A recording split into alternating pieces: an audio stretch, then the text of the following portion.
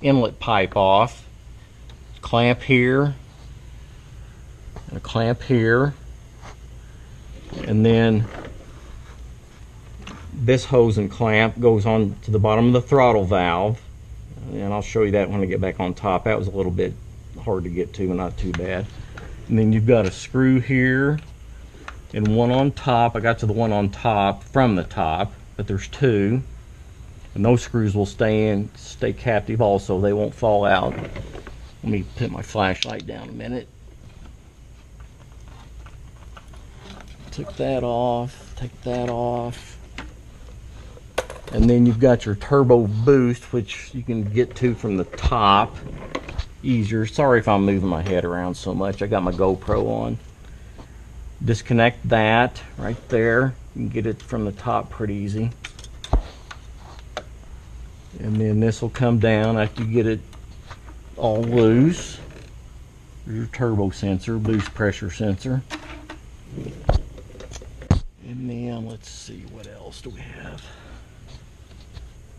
I think that's about it down here. When you get that pipe I just took off, when you get it off and you take your condenser fan screws out and have it unplugged, and then you can slide it out the bottom right here. I tried to take it out the top and it was hitting things up here. I almost got it out, but then I tried it out the bottom and it came out pretty easy.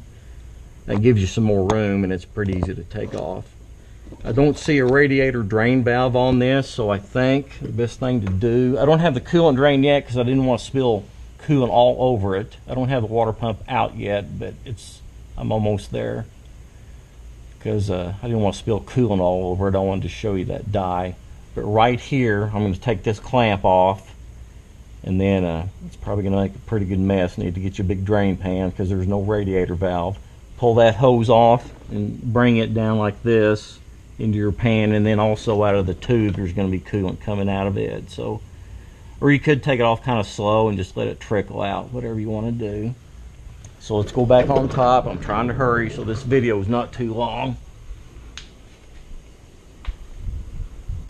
Once that once you get this loose, here's where that upper clamp is for that turbo boot. So you can kind of get into it right here with a little nut driver and a socket. Get that off. I think we're about ready to pull the intake. There are 2, 4, 6, 8, 10. There's 10 screws. There,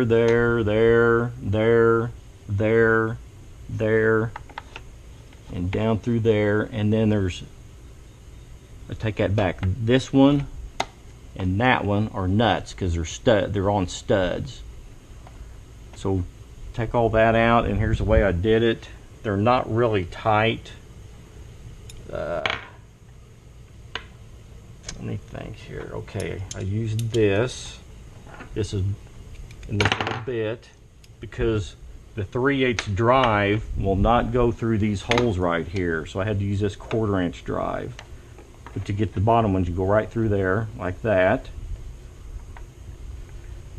If you don't have 1/4 inch drive, you might be able to slide your 3/8 extension in here and then snap your socket onto it from here and unscrew it, and then hold your socket, of course, pull your extension out. So that might work too, but this worked real easy.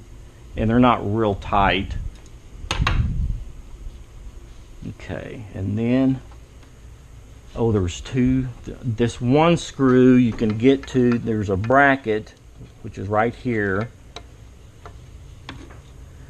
There's one screw right where my finger is. I think it's your T25. You can get it out from here. That's where that little short ratchet would come in handy. If not, you can take it out in a second. I think we're ready to come off with it. And anyway, you have to be careful with it. It's all plastic. Like I said, I just got it sitting in place.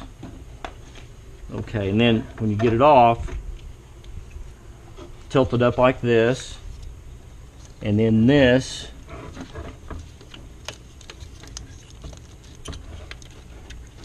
is mounted, hope you can see, mounted in that general area, but then you have to take this bolt out right here. That's the front bolt with the white on it, and you have to take that last screw out, and then this whole manifold will come off. There it is. Be careful with it. It's probably not cheap.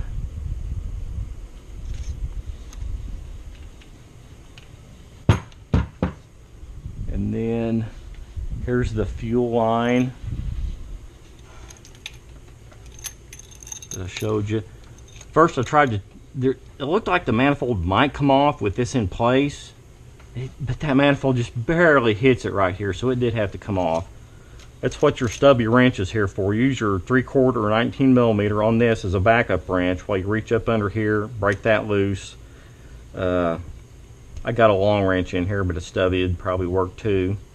And then cover, when you crack these loose, cover that with a rag and watch your eyes. Have safety glasses on, because this is fuel and it's still under, could still be under pressure. This really wasn't, but it sat here for a few days. It probably bled off, and you might put a rag down in here to catch the fuel. That's why you have to take that off. It's a little tricky, this end of it is, when the manifold is in place. Oh, one more thing, I'm sorry, I forgot to tell you. This brace goes right here. That's the bottom bolt is your 8 millimeter Allen, and this goes up to the intake manifold, and there's a nut right here. So you take the nut off,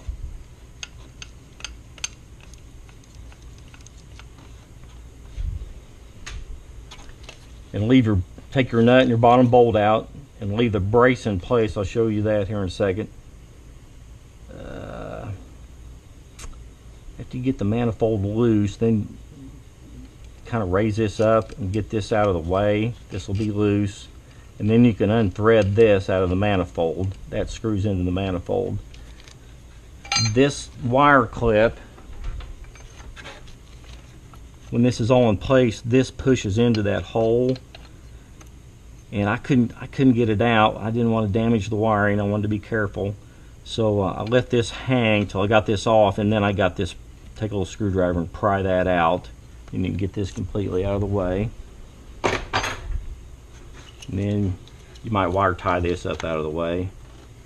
Okay, here's your water pump right here, and you need to look too. Sometimes I've heard that this water pump housing right here can crack and leak, so you need to look up in there too. Okay, and then you got a screw here for this cover, and there's one down on the bottom. It's just a cover. Take it off. There's the other screw. Got a little coolant on it. Here's your water pump. I about got it off, but like I said, I didn't want to take it off yet and spill fluid all over it. Looks like 3 more bolts, maybe 4. This is a belt. It drives off the back of the balance shaft, and it just slides off. I haven't got it off yet. It should just slide off. And then and also there's a cap. I'll show you the new water pump in a sec. There's a cap. You might have to take it off too, a little plastic cap. Slide the belt off. Take cap off if you need to first. Take the screws out, and you're going to have fluid come out probably when you take that off, so have a drain pan underneath it. And then I guess that's it. Go back together with it. Let me show you. I've got all my garage lights on, but here's my black light, ultraviolet light. See that green dye? That dye is awesome for AC leaks and oil leaks and coolant leaks. Shows up real bright, and I didn't see any dye anywhere else up in here. So I think that is it, and I think I had about 2.5 hours taking all this apart, and I wasn't in a great big hurry, but it's not terrible. Just some tight places here and there, and I think that's about it. Here's the new pump.